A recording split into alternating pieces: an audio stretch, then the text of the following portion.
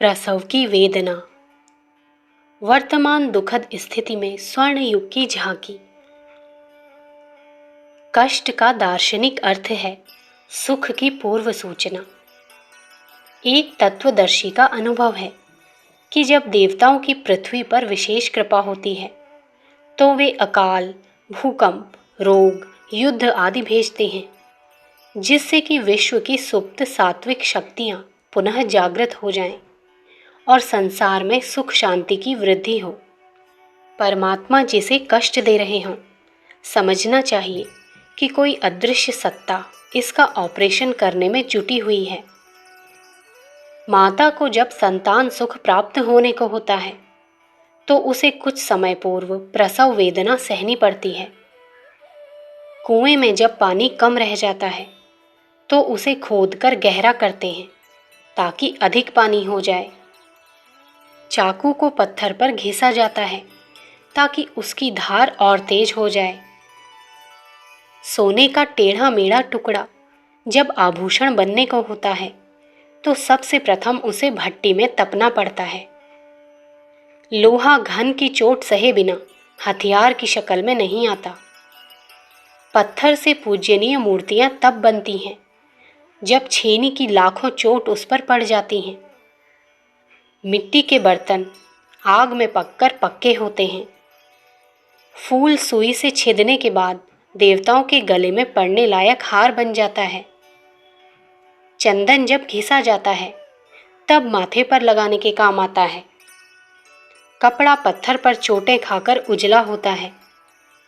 बीज पहले स्वयं गल जाता है, तब वृक्ष बनता है। कहाँ तक कहें, संसार में कोई भी ऐसा सुख नहीं है जो बिना कष्ट के प्राप्त होता हो। कष्ट एक क्रिया है तो सुख उसका मधुर फल। परिवर्तन काल हमेशा ऐसे ही आता है जब कुछ दुख हो।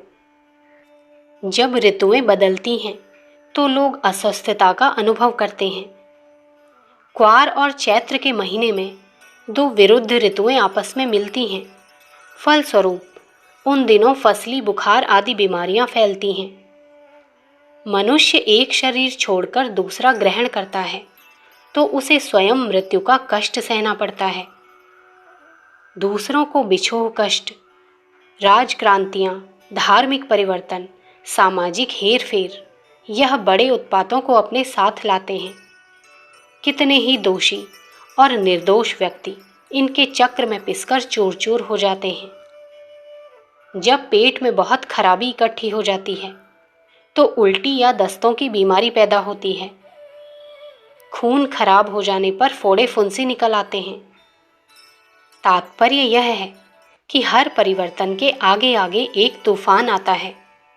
जैसे बारात के आगे आगे बाजे बजते जाते हैं, पीछे रथ, विमान, हाथी, घोड़े होते हैं, उस प्रकार क्रांति संध्या में कष्ट और वेदना का अस्तित्व रहता है। इन कष्टों को हम प्रसव वेदना कहकर पुकार सकते हैं। कलयुग का अंत और सतयुग का आरंभ होने जैसा महान परिवर्तन क्या यों ही बिना किसी कष्ट के हो जाएगा? नहीं, ऐसा नहीं हो सकता।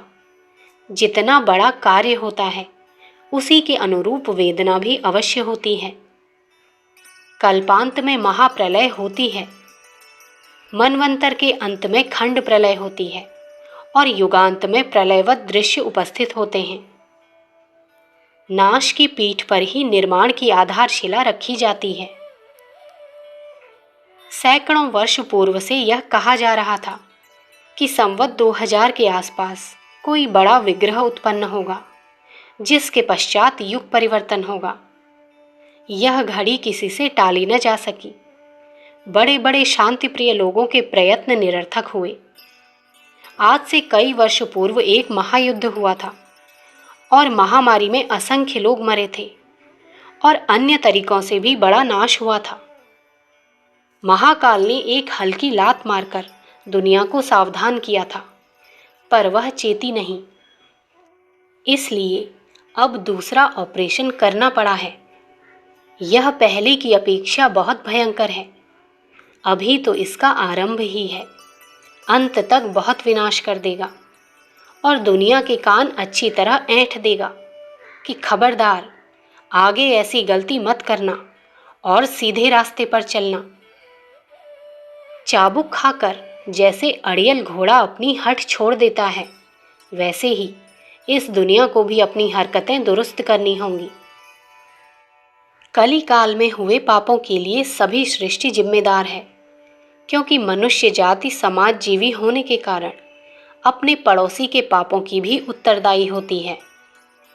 चोर चोरी कर रहा हो और दूसरा व्यक्ति जो वहां खड़ा है उसका विरोध ना करे, तो वह भी कानूनन दोषी ठहराया जाता है और दंड का भागी बनता है।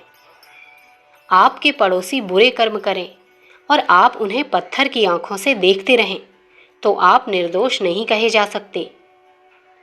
पिछले युग में जो अधर्म, पाप और दुष्ट कर्म हुए हैं, उनके करने वाले तो सजा पाएंगे ही, साथ ही समिष्ट रूप से एक सूत्र में बंधी होने के कारण समस्त सृष्टि भी दंड प्राप्त करेगी।